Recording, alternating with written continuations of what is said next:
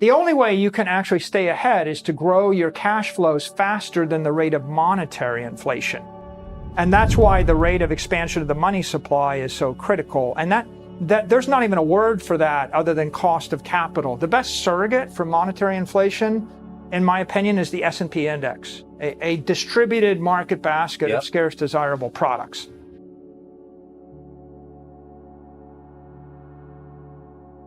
In the Western world, in the strongest countries, we see the money supply expanding 20, 25% or more per year. The currency is collapsing. It's losing its value. It's being devalued. The real significance here is if the dollar loses 20% of its purchasing power each year, then the value of your salary is deteriorating by 20% a year. It's not falling at the rate of CPI inflation. It's falling at the rate of monetary inflation. The road to serfdom is working exponentially harder for a currency growing exponentially weaker. Okay?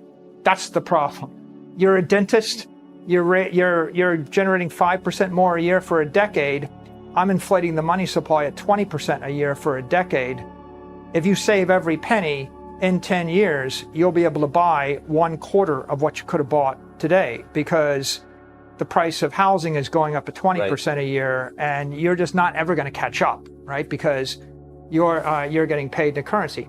So I'm running an economy. I'm the king. You have a dojo, and I send someone from the government, and we just take a pint of blood from every one of your fighters, and then next month we do it again, and next month we do it again, and next month we do it again. Now, what do you expect your athletic performance to be? In decline. Yeah, that's the problem of a currency which is collapsing. But let me tell you, that's 10%. Venezuela's not 10%. Zimbabwe's not 10%. The Argentine peso was 1 peso to the dollar 20 years ago, and it's pushing toward 200 pesos to the dollar today.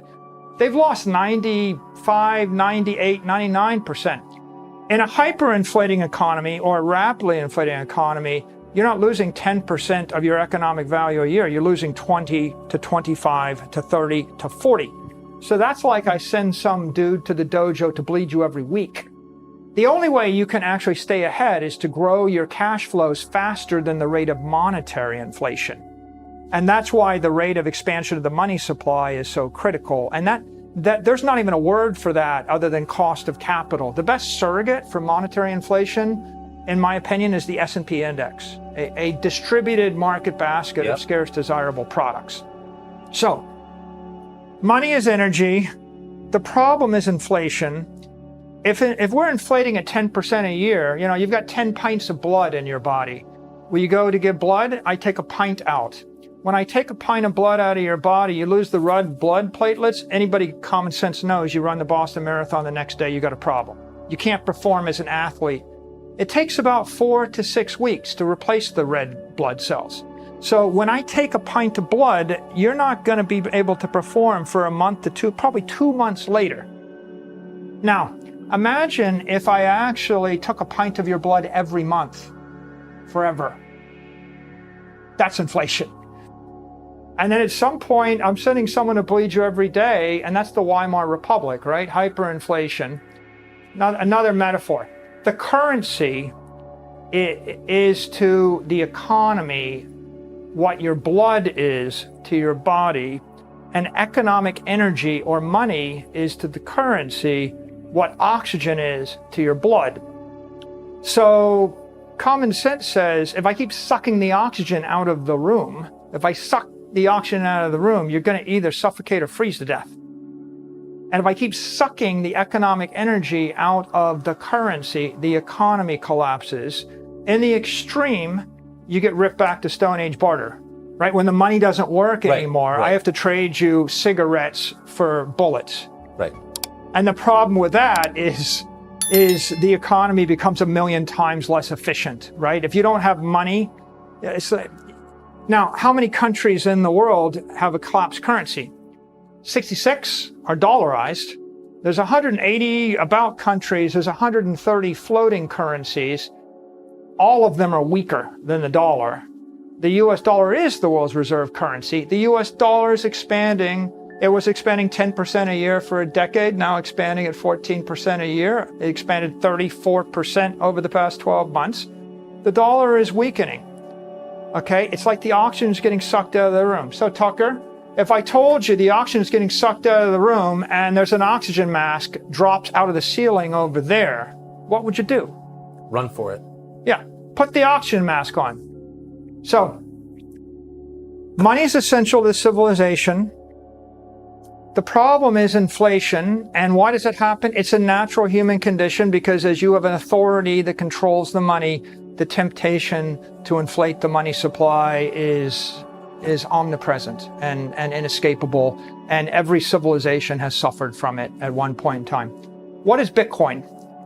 Well, Bitcoin is the world's first engineered monetary system. And what happened is a set of engineers, nameless engineers, recoiled in horror after the great financial crisis with all the bank bailouts. And they looked and they said, this just isn't fair. It isn't right. We want to create a better money. And they used two technologies. They used the internet, the idea that I could network hundreds of thousands or millions of computers.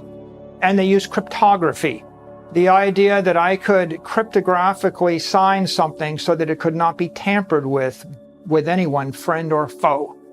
And using those two technologies, they conceptualized the idea of an immutable ledger, if you will, a bank in cyberspace. Bitcoin is the oxygen mask. The point of Bitcoin is to fix the money. And money is energy, and energy is life. And if I keep sucking the energy out of the economy, I'm sucking the oxygen out of your system. Either under the best case, you perform poorly. Under the worst case, I suffocate you to death or freeze you to death. That's the problem. That's why empires collapse. That's why economies collapse. And the problem, it's not just a problem for an individual. It's not just a problem for a family. It's a problem for every institution. It's a problem for every company. It's a problem for every city, every municipality, every government, every civilization. They all have this problem. And you can generally trace the problem to, I fought a war I couldn't afford to fight. And I paid for it with money I didn't have. If I had to fight them with taxes, then eventually my population would say no more. We don't want to pay the tax. If I fight them by inflating the coinage, then I get a couple of years, 2, 3, 4 years before people realize it. Eventually I just collapse the currency. What if 100 people got together, 100 people with money got together and they said, we're going to create a bank in cyberspace. And we want to put our money there and we don't trust each other. We don't trust the government. We don't trust any corporation. We don't even trust any one computer. So we create a program that keeps track of a ledger, 21 million coins or shares in the bank, divisible by 100 million, called down to a Satoshi. So 2.1 quadrillion Satoshis.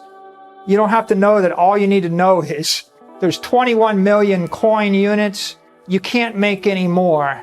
And they wanted to create it so that they could send their money to each other, to anybody in the network. They could store it for 1,000 years, 10,000 years, 1,000,000 years, forever. And they don't have to trust anybody. So they created this idea of Bitcoin. It's an asset that's protected by cryptography, and it's stored on a ledger. The software administers the ledger.